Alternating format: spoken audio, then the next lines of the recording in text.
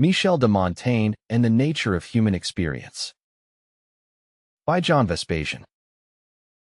Michel de Montaigne, 1533 to 1592, is still widely read today because of one reason. He wrote essays on the nature of human experience and drew conclusions of permanent value. He used numerous examples from ancient Greece and Rome, and those remain fresh and fascinating for today's readers.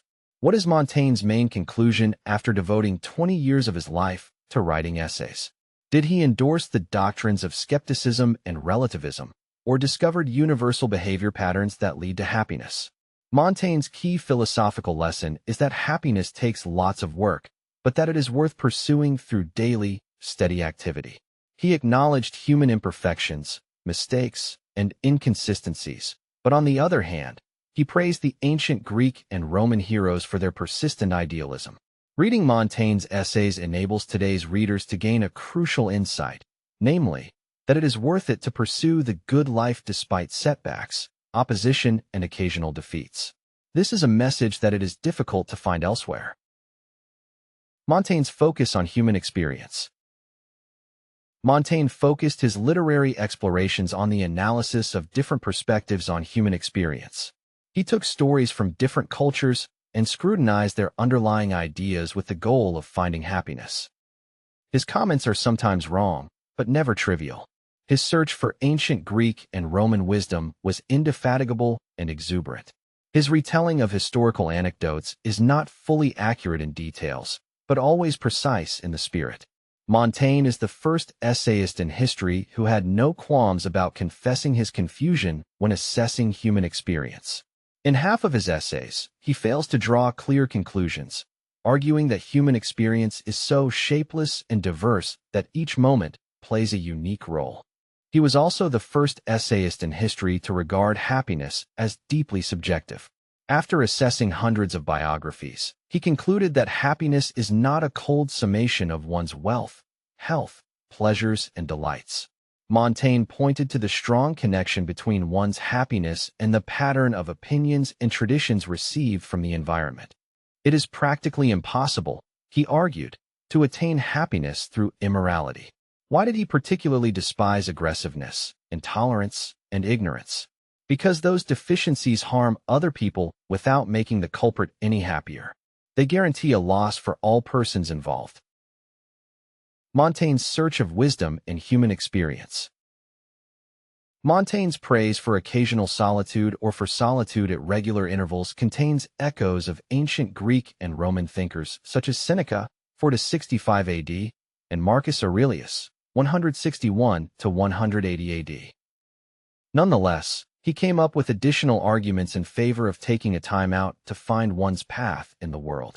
Like Aristotle, 384 to 322 BC, Montaigne viewed friendship as crucial for happiness. However, in contrast to Aristotle, he emphasized the subjective elements in interpersonal relations. He noted that, in the choice of friends, personal circumstances, tastes, and inclinations exert an influence as strong as objective virtues, common interests, and background. Montaigne described friendship as a generative process, which shapes one's spirit and improves it as times go by. Such benefits can also be drawn from meditation, reading, and direct contact with nature. Despite his vast efforts to analyze personal experience, Montaigne was a doer. He sought wisdom to improve his own life, not for wisdom's sake. He studied ancient books, heroes, and their stories for a practical purpose. For Montaigne, history and literature are tools of cognition. They are sources of instruction to change the reader. Their effects are theoretical and practical. On the one hand, they change our ideas and help us acquire virtues such as prudence, steadiness, and moderation. On the other hand, they prompt us to make better choices and behave more effectively. Nevertheless, Montaigne viewed human experience as more instructive than abstract ideas. In his life, he spent more time with peasants than with intellectuals. Etienne de la Boétie was the only sophisticated mind that Montaigne regarded as a close friend, but he passed away young and proved irreplaceable. Montaigne's closest companions were solitude and silence, which he devoted to assiduous study. He avoided any kind of idleness as a matter of principle because the human soul tends to get lost when it lacks purpose. Montaigne's essay, How Our Spirit Hinders Itself. In books, Montaigne primarily sought lessons about how to live, but when he compared those lessons with actual human experience, he was always confronted with inconsistencies. To know what to do in life is the first step, but knowledge becomes valuable only when we put it into practice, day after day.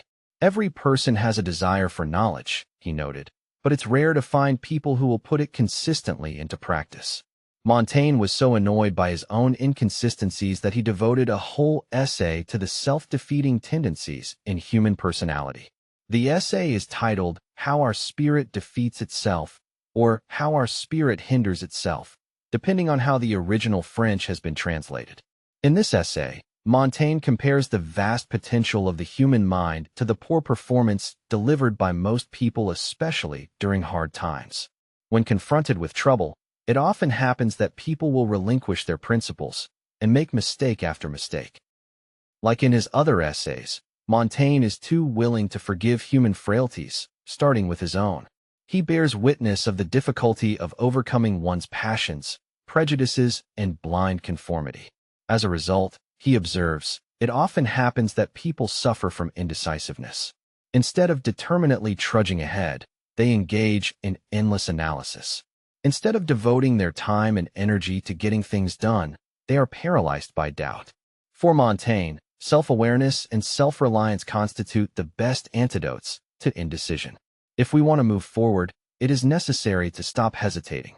If we want to achieve our goals, we have to let go of self-doubts, increase our effectiveness, and seize the available opportunities. Montaigne's learning from human experience. Do not let external factors drive you to self-destruction, he warns us. Learn from other people's opinions, but do not give them an exaggerated weight. Making mistakes is part of the human experience. When we make mistakes in good faith, there is nothing to be ashamed of, and when we make them out of ignorance or inconsistency, we should learn the lesson so that we do better next time. Who is to blame for human inconsistency? Why do we find it so hard to stay on course? Montaigne blames the educational system. People cannot think straight, he argues, because they have received an education that is too theoretical, impractical, stifling of creativity, and prone to conformism. The key to consistent high performance, says Montaigne, is to acquire good habits. He is referring to habits such as justice, fairness, initiative, and persistence. However, those should be practiced with measure so that they do not become counterproductive. Montaigne regrets that humans often hinder themselves due to their inconsistencies, but regards the search for perfection as wasteful. Instead of seeking complete consistency, we should just keep going and correct our mistakes as we advance. What to do when we feel overwhelmed by our deficiencies? Montaigne advises us to look at famous people in history and see how they dealt with their own errors and inconsistencies. Montaigne's views on errors and inconsistencies. He is asking us to put in practice the advice from Socrates, 470 to 399 BC. That is, acknowledge our frailties, look for the truth, and correct mistakes little by little. Montaigne wisely reminds us that so-called heroes such as Alexander the Great, 356 to 323 BC, would sometimes behave atrociously. Despite his qualities as military leader, Alexander became sometimes enraged, lost his self-control, and harmed other people unnecessarily. The same can be said of the Roman senator Cato the Younger, 95 to 46 BC. He held ethical principles in high regard, but over time, he grew excessively rigid and uncompromising, and precipitated his own demise. Montaigne also employs Julius Caesar, 100 to 44 BC, as a double-edged example. Despite his vast military achievements, he later became blinded by ambition. His relentless search for power eventually turned him into an assassination target. The astonishingly effective Carthaginian general Hannibal, 247, 181 BC, also became a victim of his own inconsistencies and overextended himself. Montaigne concludes that Hannibal would have been better off by focusing on a more modest goal, instead of trying to conquer the whole Italian peninsula. In ancient Greece, Themistocles, 524 to 459 BC, made some wise decisions, but also incurred in inconsistencies. Despite his great victories, he could not avoid being deposed by people he had once trusted. Montaigne's call for simplicity and effectiveness. Life is difficult enough, concluded Montaigne, and there is no need to make it worse by our own folly. Let us grow aware of our own deficiencies, accept them without shame, and work diligently at remedying them. Success will be faster, Montaigne predicted, if we keep our thoughts well organized. Let us keep our agitation, arrogance, and prejudice under control. Let us hold a steady course and minimize our contradictions.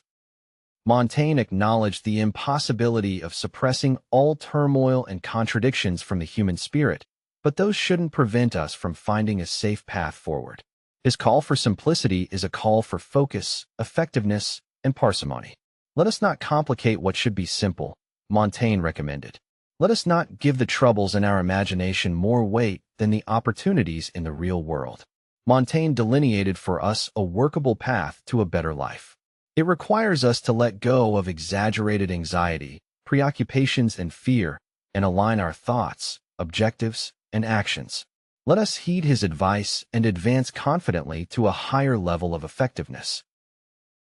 If you are interested in applying rational philosophy to daily life in all sorts of situations, I recommend my book, The 10 Principles of Rational Living.